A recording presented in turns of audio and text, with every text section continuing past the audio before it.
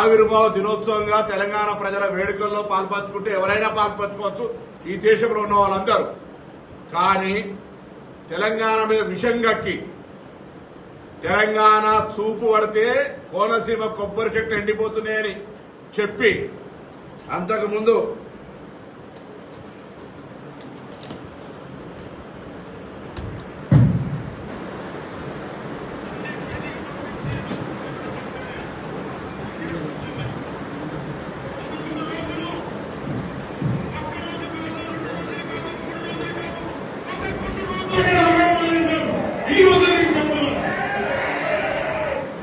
పదకొండు రోజులు తెలంగాణ ఏర్పడితే అన్నం మానేసిన వ్యక్తి తెలంగాణ ఆవిర్భావ దినోత్సవం పాల్గొంటే కూడా మాకు అభ్యంతరం లేదు.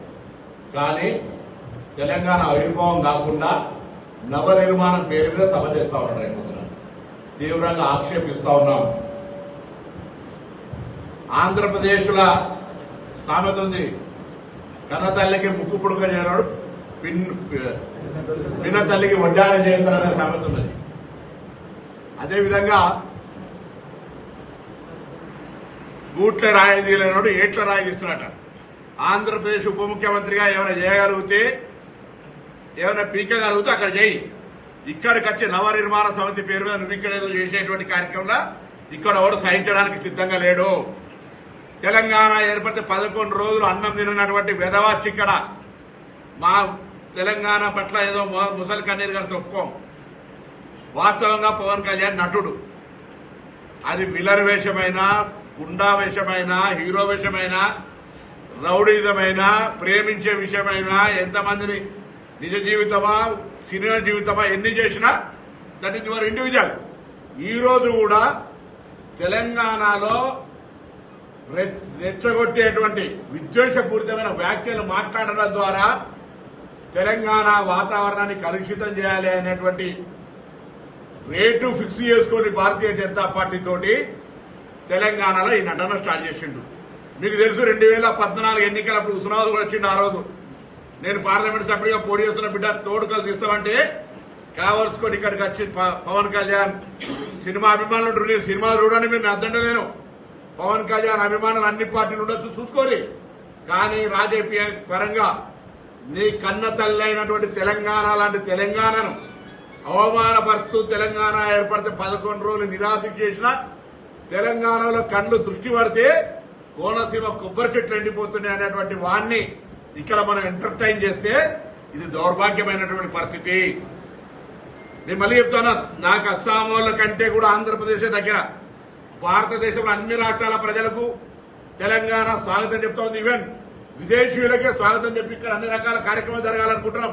మేము ఆంధ్రప్రదేశ్కు నేను కూడా 100 సార్లు పోయినా సత్సంబంధాలు ఉండాలని కోరుకుంటున్నాం. కానీ ఈ విధంగా తెలంగాణ చూపు పడితే కోనసీమ కొబ్బరి చెట్లు ఎండిపోతున్నాయన్నాక తెలంగాణ రక్తం ఉన్న ఏ బిడ్డ సినిమాలు అభిమానించినా అటువంటి వాని పట్ల ఇక్కడ సభకు పోతే కూడా వాళ్ళ తల్లిదండ్రులకు ద్రోహం చేసినట్టే అని భావిస్తా ఉన్నా. నేను ఈరోజు క్షమాపణ చెప్పు, ప్రసంగంలో వీటికి జవాబు చెప్పు. 11 రోజులు తెలంగాణ ఏర్పడితే అన్నం తినలే అన్న ఈ వీడియోకు జవాబు చెప్పు. కోనసీమ నా చూపు పడితే ఎండిపోయిందన్న దానికి జవాబు చెప్పు. ఇలా భారతీయ జనతా పార్టీ రెమ్యునరేషన్ ఇచ్చింది కాబట్టి ఇక్కడ యాక్ట్ చేయడానికి రాలేదని దేవుడి మీద ప్రమాణం చేసి చెప్పు. నువ్వు నమ్ముకున్నటువంటి కొండగట్టు ఆంజనేయ స్వామికి సంబంధించి ఈరోజు ఎవరైనా దేవాలయానికి పోతే రైట్ ఒక పెద్ద కార్యక్రమం చేసుకుంటారు, నువ్వు దాన్ని రాజకీయ పరంగా వాడుకొని ఏదో కొండగట్టుకి ఏదో చేస్తారు కావచ్చు. తిరుమల దేవస్థానం చైర్మన్ రావాలి, ఈవో రావాలి. నువ్వు దేవాదాయ శాఖ మంత్రి కూడా కాదు. అయినా పోనీ సరే పరాయి రాష్ట్రమైన వస్తా ఉన్నాడని గౌరవించే విధంగా గౌరవించడం. ఇలా ఎందుకు మేము మాట్లాడుతున్నామంటే తెలంగాణ కోసం పార్లమెంటు సభ్యుడిగా ఆనాడు సకల జనుల సమ్మె ద్వారా తెలంగాణ అందరూ కూడా తెలంగాణ కావాలని అడిగినాం, పోరాటం చేసినాం. ఇవాళ తెలంగాణ పోరాట యోధులుగా అమరవీరులు కావచ్చు, లేదా పూర్తి స్థాయిగా ఇబ్బంది పడ్డటువంటి వాళ్ళు, కేసులు ఇతరత్ర ఉన్నటువంటి వాళ్ళను గుర్తించి గౌరవించాలని, గుర్తింపాలని ఒకవైపు తెలంగాణ ఉద్యమకారులను గుర్తింపు గౌరవాన్ని ఇచ్చే కమిటీ ఏర్పాటు చేసుకొని ఇక్కడ మనం ఆ కార్యక్రమం చేస్తూ ఉంటుంటే తెలంగాణ ఎట్లా పడితే అట్లా తిట్టినానే తెలంగాణ ప్రజల ఆత్మగౌరవానికి విఘాతం కలిగించిన ఆయనే తెలంగాణ ఆవిర్భావ దినోత్సవంలో రైట్ ఇది ఒక ప్రజల ఆకాంక్ష, తెలంగాణ రాష్ట్ర అభివృద్ధికి మేము కూడా సహకరిస్తాడు పర్లే. కానీ మరి ఈ నవనిర్మాణ సభను పెడతాడు, పోయి గుజరాత్లో పెడతలేవు, పక్కన కేరళలో పెడతలేవు, పక్క తమిళనాడు పెడతలేవు. ఓన్లీ తెలంగాణకు వచ్చి ఆయనే పైసలు ఇస్తే ఏ నటన అంటే ఆ నటన ఏమంటాడు, ఏ డ్రెస్ వేసుకోమంటే ఆ డ్రెస్ వేసుకొని ఎగురుతాడు. ఇగో ఇక్కడికి వచ్చి భారతీయ జనతా పార్టీ డైరెక్షన్ ఇలా ఈ డ్రెస్ వేసుకొని ఎగురుతుండు. తెలంగాణ వైషమ్యాలు సృష్టించాలి, రాజకీయమైనటువంటి విమర్శపూరితంగా మాట్లాడాలి. రైట్, నువ్వేమైనా పెట్టుకోవా, ఇది డెమోక్రటిక్ కంట్రీ.